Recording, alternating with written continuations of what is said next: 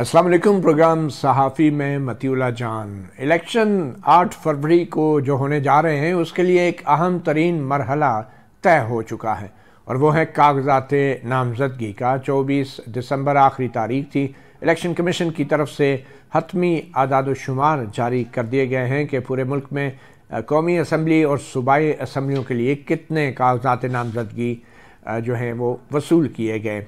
ये सब कुछ उन शिकायत के बीच में हुआ जो पीटीआई की तरफ से ख़ास तौर पे सुनने को और देखने को मिल रही थी कि पूरे मुल्क में उनके उम्मीदवारों को कागजात नामजदगी दायर नहीं करने दिए जा रहे, छीने जा रहे हैं। और उसके बावजूद भी तकरीबन तमाम हलकों में पीटीआई के कागजात नामजदगी भी जमा हो चुके हैं, शायद कुछ रह भी गए हैं। इसी हवाले से आज हम बात करेंगे उन आदाद-ओ-शुमार के हवाले से, इलेक्शन के अमल के हवाले से। हमारे साथ बहुत ही ख़ास मेहमान और माहिरीन मौजूद हैं। मेरे साथ स्टूडियोज़ में मौजूद हैं जनाब MB सोमरो साहब, 20 साल से पार्लियामेंट को कवर कर रहे हैं और इलेक्शन कमीशन को भी 20 साल से वो रिपोर्ट कर रहे हैं। और उसके साथ नईम हैदर पंजोता एडवोकेट जो कि तहरीक इंसाफ के वकील हैं, वो भी हमारे साथ हैं। इससे पहले कि मैं मेहमानों से गुफ्तगू शुरू करूं, जो आदाद-ओ-शुमार अब इलेक्शन कमीशन की तरफ से आ चुके हैं उनका मुख्तसर खुलासा आपको बताते चलें। इलेक्शन कमीशन की वेबसाइट के मुताबिक कौमी असम्बली की 266 सीटों पर 7,713 कागजात नामजदगी दाखिल हुए हैं और बलूचिस्तान की जो कौमी असम्बली में जो सीटें हैं 631 कागजात नामजदगी, और इसी तरह कौमी असम्बली में जो पंजाब की 141 सीटें हैं 3,871 कागजात नामजदगी, खैबर पख्तूनख्वा की 45 सीटों पर 1,322 कागजात नामजदगी और सिंध की 61 सीटों पर 1,681 कागजात नामजदगी, और कौमी असम्बली में इस्लामाबाद की 3 सीटों पर 208 कागजात नामजदगी दायर हुए हैं। और इसके साथ सूबाई असम्बलियों में जो कागजात नामजदगी हैं उनके आदाद-ओ-शुमार कुछ ऐसे हैं। पंजाब असम्बली की 297 सीटों के लिए 9,029 कागजात नामजदगी दायर किए गए हैं। बलूचिस्तान असम्बली की 51 सीटों के लिए 1,788 कागजात नामजदगी, खैबर पख्तूनख्वा असम्बली की 115 सीटों के लिए 3,464 कागजात नामजदगी, सिंध असम्बली की 130 सीटों के लिए 4,262 कागजात नामजदगी। और ये वजाहत करना ज़रूरी है कि ये वो कागजात नामजदगी के आदाद-ओ-शुमार हैं जो अभी एतराज़ात से भी पहले और स्क्रूटनी से भी पहले के हैं। और ज़ाहिरी बात है जब इलेक्शन सिंबल मिलता है पार्टियों को तो बाकी जो उम्मीदवार जो कवरिंग कैंडिडेट होते हैं वो भी बड़ी तादाद में अपने कागजात नामजदगी वापस लेते हैं। तो वो कागजात नामजदगी का जब सिंबल मिलेगा और स्क्रूटनी जब हो जाएगी तो उसके बाद असल आदाद-ओ-शुमार आएंगे कि आखिर इन इलेक्शन में कितनी सियासी जमातें कितने उम्मीदवारों के साथ मैदान में उतरी हैं। सबसे पहले गुफ्तगू का आगाज़ करेंगे नईम हैदर पंजोता एडवोकेट से।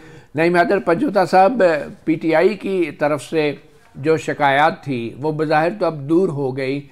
आपके तमाम हलकों में पीटीआई के उम्मीदवारों ने कागजात नामजदगी जमा करा दिए। कोई बड़ा मसला या कोई एक आध नाम ऐसा जो बड़ा नाम जो आप ले सकें और बताएं कि उसके कागजात नामजदगी दायर नहीं हुए या होने दिए गए? बहुत शुक्रिया जी, बड़ी मेहरबानी नवाजिश जी। अब मैं अगर बात करूं पूरे पाकिस्तान में तो आपको पता ही है कि जिस तरह से 5 दिन एक जंग का समा रहा, लोगों को अगवा किया गया, तजवीज़ कुनिंदों को, तायद कुनिंदों को और उनके जो वकला हैं उनको, जो लेकर पेपर गए थे उनको। कल भी जब लास्ट डेट था तो इंतजार हुसैन पंजोता, आपको पता है लीगल टीम का हिस्सा है खान साहब की, उन्होंने पेपर अपने जमा करवाने थे तो 3:30 बजे हमारी टीम सरगोदा पहुंची तो उनके कल पेपर जमा नहीं हो सके। इसी तरह से हसान न्याजी हैं, वो मिलिट्री की कस्टडी में हैं, उनके साथ हैदर मजीद हैं और हमारे दोस्त मुख्तलिफ सूबों में जिनके नॉमिनेशन पेपर जो हैं वो जमा नहीं हो सके। हमारी एप्लीकेशन मैं ये समझता हूँ कि कोई होंगी 70% के करीब जो है वो हो गई होंगी और 30% अभी भी बाकी हैं। एक तो हम इंशाल्लाह वो रखते हैं इरादा कि कॉन्टेम्प्ट ऑफ कोर्ट की तरफ भी जाएं, क्योंकि इलेक्शन कमीशन ने लेवल प्लेइंग फील्ड की जो बात की थी तो हमें कोई लेवल प्लेइंग फील्ड जो आपको भी किसी को भी नजर नहीं आई कि क्या वो लेवल प्लेइंग फील्ड थी नॉमिनेशन पेपर की हद तक की।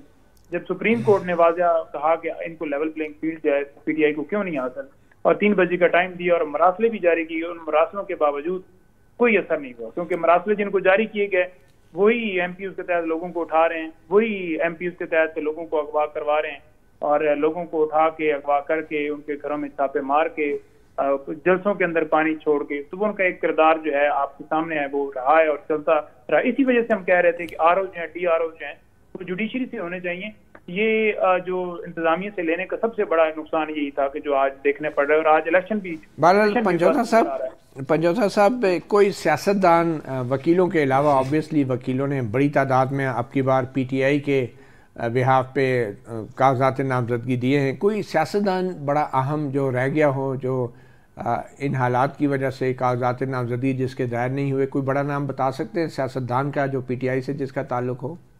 लिस्ट मेरे सामने नहीं आई ओवरऑल सियासतदानों में से बड़े कौन से रह गए हैं, लिस्ट मेरे सामने नहीं आई। जो ही लिस्ट आएगी तो वो लिस्ट जो है हमारी सोशल मीडिया की एक टीम है उसके पास भी डेफिनेटली, और हमारी जो लीगल टीम है अच्छा उनमें से भी 1-2 बंदों के, शुएब शाहीन साहब, उमैर इंतजार, ये सारे लोग गए थे इलेक्शन कमीशन से बातचीत करने के लिए और उन्होंने नंबर भी दिया था। लेकिन अगर बात की जाए कि उनकी तरफ से रिस्पॉन्स, तो कल भी मैंने चीफ इलेक्शन कमिश्नर को मैसेज किया कि इस हल्के से नॉमिनेशन पेपर नहीं ले रहे, तो उनका कोई रिस्पांस नहीं आया। और इसी तरह से शुएब शाहीन साहब ने भी राब्ता किया तो उनका कोई रिस्पांस नहीं आया। कोई आपने नाम तो इलेक्शन कमीशन को दिए होंगे ना, बड़े सियासतदानों के, कि जो PTI की तरफ से जो नहीं दायर करा सके? जी नहीं, वो एक जो ऐसे होता है ना कि बनाकर एक लिस्ट बनाकर के ये 50 हैं, 100 हैं, 200 हैं, 400 हैं, 500 हैं, वो नहीं दिए, क्योंकि आपको पता है कि इलेक्शन कमीशन जो है वो कल लास्ट डेट थी और आज छुट्टी थी, तो लिहाजा अब कल जो भी वर्किंग डे है तो कल इंशाल्लाह फिर उसके अंदर जो भी है वो किया जाए। ठीक है पंजोथा साहब, एक और अहम मामला जो आपके बानी चेयरमैन PTI हैं इमरान खान, उनकी नाअहली की मुअत्तली के लिए अब सुप्रीम कोर्ट से भी रजू कर लिया गया है। तो उस हवाले से ये मामला आप समझते हैं कि जो इलेक्शन का शेड्यूल है उससे पहले ये मामला तय हो जाएगा? क्योंकि जो last date of final list जो छपनी है उम्मीदवारों की वो 11 जनवरी की है, और अगर एतराज़ात हो गए, इमरान खान के कागजात तो जमा हुए हैं, मगर अगर एतराज़ात हो गए तो क्या उससे पहले सुप्रीम कोर्ट उनकी नाअहली मुअत्तल कर देगी? कब तक आप चाह रहे हैं कि सुप्रीम कोर्ट इस नाअहली के हवाले से कोई फ़ैसला करे? देखें मतीउल्लाह साहब, हम तो ये चाह रहे थे कि इस्लामाबाद हाई कोर्ट के अंदर मामला जब पेंडिंग था तो वहां पर जैसे 5-7 दिन में नवाज शरीफ साहब को क्लीन चिट दी गई, तो खान साहब के ऊपर तो सिर्फ एक ये केस था जिसमें 3 महीने जो है सजा हुई थी, उनकी सजा सस्पेंड होगी, तो साथ ही उनकी कन्विक्शन जो है वो भी खत्म हो जाती, उन्हें ये ऑर्डर जो है वो भी सस्पेंड हो जाता, तो वो बेहतर था और करना भी चाहिए था, और फिर ट्रायल और आइन जो है वो। लेकिन वो तो पंजोथा साहब, वो तो आपने अपनी गलती है ना, आपके वकीलों ने तस्लीम किया कि आपकी भी गलती है, आप लोगों ने वो मांगी नहीं थी मुअत्तली नाअहली की, और फैसले की मुअत्तली मांगी नहीं थी आप लोगों ने।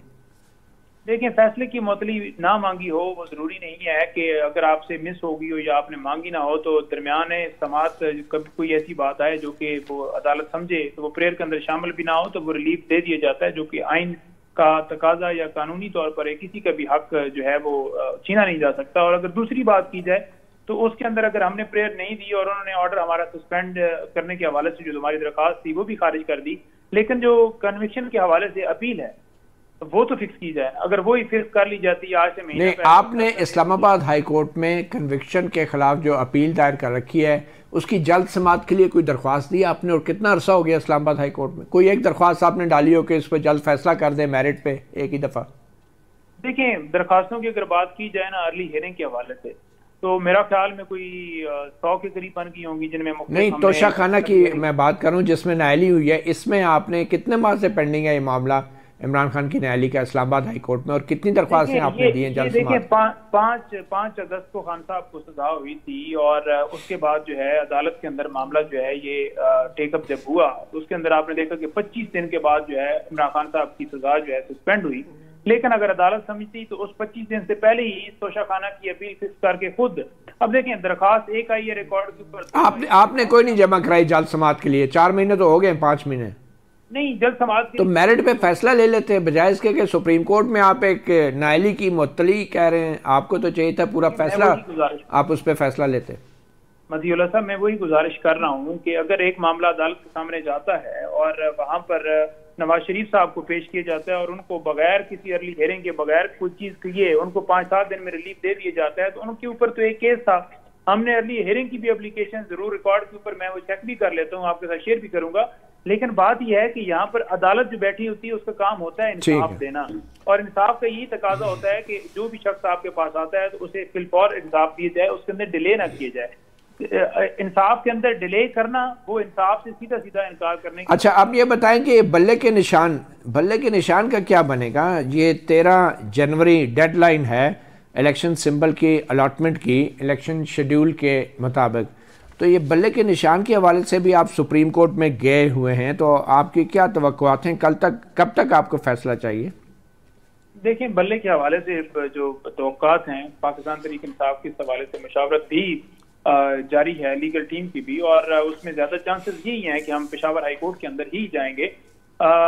लेकिन बात यह है कि बल्ले का निशान छीनने के पीछे जो बदनीति थी कि शायद ये इमरान खान का जो वोट है वो बल्ले के अंदर ऐड है, तो बल्ला इमरान खान के साथ जुड़ा है, तो खान का वोट है, खान के नजरिए का वोट है, लोग खान के साथ जुड़े हुए हैं, चाहे वो कप्तान चप्पल हो, चाहे कोई वो पॉलिटिकल लीडर हो, तो जो खान के साथ जुड़ता है वो हीरो है। जो बहरहाल इलेक्शन कमीशन ने आपको मौका दिया था कि पार्टी के इंतखाबात अपने पार्टी के आइन के मुताबिक कराएं, आपने दूसरी बार भी वो नहीं करा सके, तो फिर निशान का तो कानून में लिखा है कि जो इंतखाबात इंट्रा पार्टी सर्टिफिकेट नहीं होगा तो उसको नहीं मिलेगा, कानून में लिखा हुआ है। देखें, इंट्रा पार्टी इलेक्शन की अगर बात की जाए तो 2022 के अंदर भी मतीउल्लाह साहब हमने बिल्कुल आइन के मुताबिक करवाया था, और 2023 में भी इल्जाम ये लगाया गया कि इन्होंने ओपन नहीं करवाया गया, इन्होंने किसी को जनाब मौका नहीं दिया। जनाब देखें, हमने बाकायदा शेड्यूल 29 को जारी किया कि 2 तारीख को इलेक्शन हो रहे हैं, और इलेक्शन कमीशन को लेटर भी लिखा। इलेक्शन कमीशन ने आगे जो KPK के चीफ सेक्रेटरी हैं और IG KPK हैं उनको मरासला लिखा कि इनको सिक्योरिटी फराम की जाए। लेकिन इसके बावजूद अगर ये कहा जाए कि वो ना मरासला गया है, ना टीवी चैनल के ऊपर चला है, ना हमने कोई इश्तिहार बैठ तस्बा किया है, ना हमने कोई। अच्छा, क्विकली सर पंजोता साहब कर ली जाए तो हम उसके अंदर क्या कहते हैं? पंजोता साहब ये बता दें, आप बल्ले का निशान ना मिला तो आप क्या करेंगे? देखिए, हमें उम्मीद है इंशाल्लाह कि बल्ले का निशान हर सूरत हमें मिलना चाहिए, और हम उम्मीद से ही अदालतों में जाते हैं। इस वक्त इलेक्शन कमीशन क्योंकि वो 22 तरह के वो डिसीजन दे रहे हैं, और हम अदालत के सामने जब ये मामला टेकअप होगा तो मतीउल्लाह साहब इंशाल्लाह हमें उम्मीद है बल्ले का निशान वापस आएगा। अगर इलेक्शन की बात की जाए तो क्या किसी और जमात का इंट्रा पार्टी इलेक्शन पूछा गया है? जब किसी और का नहीं पूछा गया और जिससे पूछा गया है उसे दूसरी दफा कहा गया, उसने दूसरी दफा आइन के मुताबिक करवा दिया, लेकिन उसका चीनी जो है नुक्ते निकाले जा रहे हैं, उन नुक्तों का फायदा कोई नहीं है। वैसे अगर आपने हार मान ली है तो वो कबूल कर लें कि हम हार गए, हम धांधली के तरीके से आने चाहते हैं, लेकिन धांधली के जरिए भी आया नहीं जा सकता, क्योंकि आवाम जो है 25 करोड़ आवाम है, और आप किस किस को रोकेंगे? तो जब आवाम निकल आए आप करेंगे क्या? आपके पास रास्ता क्या है? अगर बल्ले का निशान ना मिला तो कोई आपका प्लान बी भी है? देखिए, प्लान A, B, C वो तो हमारे होती हैं, लेकिन हमें A, B, C की तरफ जो है वो जाना क्यों पड़ा? उसकी रीजन ये है कि अगर फ्री एंड फेयर इलेक्शन करवाने हैं तो फिर आप सियासी मैदान में मुकाबला करें ना। कभी डिस्क्वालिफिकेशन करके, कभी बल्ले का निशान लेकर, कभी नाम जो है लिस्ट के अंदर से हटा कर, ठीक है, और कभी कोई बहाना के पेपर छीन लिए जाए, कभी स्क्रूटनी में इश्तिहारी। अब देखें, इन्होंने आप आगे जाना है, इन्होंने कहना है स्क्रूटनी पास नहीं हो सकती, ये फलां बंदा इश्तिहारी है, ये है वो है, तो ऐसी चीजों का फिर फायदा कोई नहीं है ना। फिर आप हार मान लें, और अगर लड़ना है तो फिर सियासी मैदान में शेरों की तरह लड़ें। अगर आप निशान है शेरों की तरह लड़ें, ये आपने दुरुस्त कहा, क्योंकि शेर का निशान तो बाकी है, बल्ले का निशान नहीं है। एक छोटी सी ब्रेक के बाद